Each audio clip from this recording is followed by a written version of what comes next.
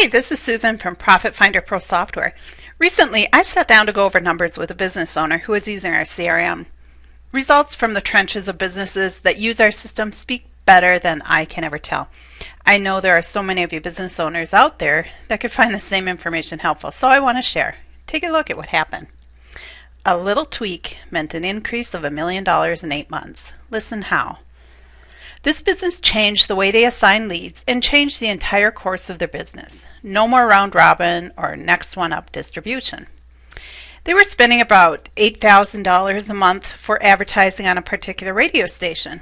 They planned that radio advertising could be up to 10% of their budget, which meant by the end of August, radio sales should have been $640,000 or $8,000 times 8 months.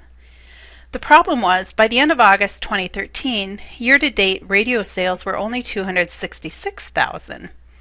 $266,000 is a far cry from the $640,000 minimum sales they needed in order for it to make sense for them to advertise on the radio.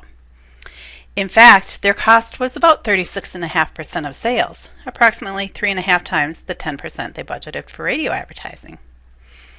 With 36.5% of each radio sale going directly to cover the cost of getting a sale, it didn't make sense to continue advertising on the radio, unless the sales increased, of course. The salespeople would have to know where the company was in regards to the high cost of getting sales from the radio station, and understand that the advertising would not make sense to continue if enough sales or enough volume did not come in. So after discussing with them, marketing would put out a challenge and then decide whether or not to continue the radio advertising or whether or not they should cut it. So in preparation for the sales meeting, they looked to see who had gotten leads and sales from the radio station and then compared what it cost for each salesperson to get the sales. Ironically, they'd been tracking their sales and their leads and the marketing for some time, but they had not actually used the data as it was designed to be used for these kinds of decisions, such as lead assignment. They found there were two key players in this scenario that changed the dynamics of business and sales in regards to this particular radio station. Salesperson 1 was the best seller for radio leads, but his acquisition cost, the cost for him to make a sale or to get a sale, was still too high and beyond their budget. His sales from the radio from January through August 2013 were $174,000, and the cost of the radio ads for leads given to him was about $30,000, which meant it cost an average of 17.5% off the top of each contract to cover the cost of getting that sale. Remember, they'd planned for 10%, not 17.5%. Realistically, his sales should have been 10 times the $30,000 or $300,000 by this time. Now, salesperson 2 had total sales from the radio station at a little over $44,000, and he'd been given close to $23,000 in leads. That meant it was costing the company about 51% of each sale just to get the sale. Now, we're not even talking about delivering the service or the product yet. He should have had sales of the lead cost times 10 again, or approximately $230,000. At the next weekly sales meeting, the problem, the numbers, and the options were presented to the salespeople. As management had expected, there was no way the salespeople wanted the radio advertising to be cut, and so a challenge was put out there. Ownership said, "Show me the money." The salespeople were given until December 1st, about 2 months, to bring their costs down, and in other words, they had to bring in a larger volume of sales.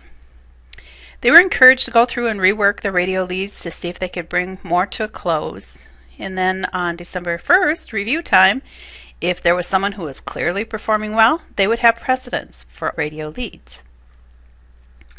On the other hand, those who were not performing well at that time would have to bring their costs down before receiving more radio leads. So December 1st came, and some people were very happy, others were not. The salesperson who had been at 17.5% was now down to 13%, so he was headed in the right direction, and he would continue to get leads as long as that direction continued. The one who was at 51% was still over 40%, so he was reminded that he'd get more radio leads after he closed some of the existing ones that he had and bring his costs down. Now, mind you, he was not a happy camper and tried to rationalize in every which way why his cost was high, but also why it would still pay for the company to give him radio leads. Fortunately, they had the numbers, and the numbers were very clear. Everyone was living by the same expectations and the same method of measurement. Fair is fair. Salesperson 2 needed to go through his existing radio leads.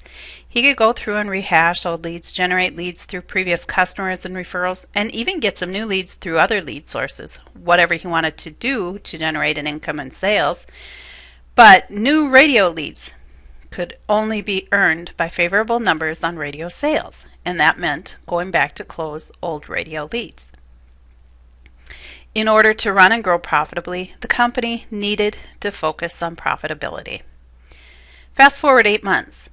As a result of changing the way they assign leads based on results, from January to August 2014, sales for the radio were dramatically improved from the same time period the prior year. Salesperson 1 has radio sales of $531,535.97. That's a little more than 3 times what he had the prior year in the same time period.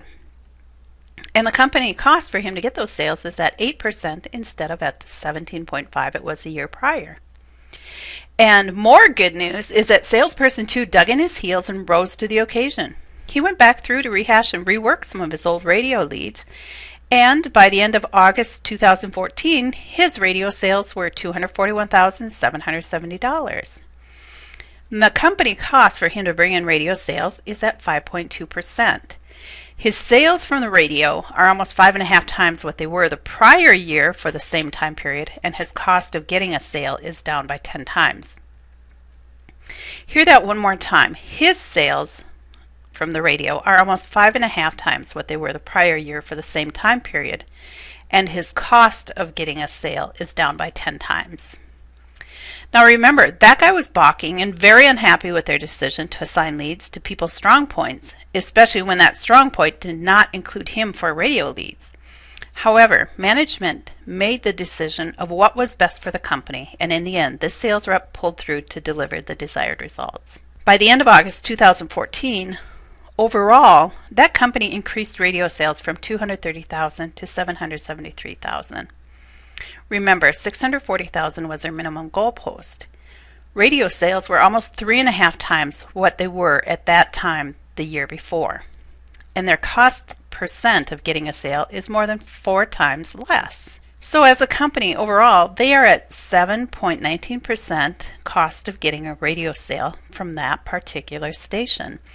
And now it makes sense for that company to continue advertising on the station, and the marketing cost is being covered within their budgeted margins. It was a win-win-win for all 3 parties: the company, the sales reps, and the customers. The company revenues increased, the sales reps' commissions increased. I think he was happy after all.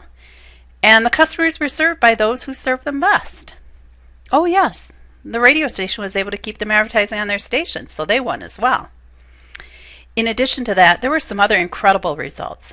By August 30th, 2013, their billable sales year-to-date were approximately $700,000. By August 30th, 2014, their billable sales were a little over $1,700,000. That was an increase of almost $1 billion just by adjusting the way they assigned leads. You see, in addition to examining who was a strong seller for the radio leads, they also looked to see where the others were strong. Then they purposely assigned leads to the people who were more likely to sell the leads based on their results for each lead source. In conclusion, this company has turned their business in a whole new direction by using the data they had to help them find strengths and weaknesses in their sales force and then act on it accordingly. However, had they not tracked their lead sales and marketing, they would not have had the information to make the decisions that needed to be made. Good data gives the ability to make decisions based on real information. With no data, it's just a guess. And that made all the difference. How about you? Where do you stand? Where do you want to stand?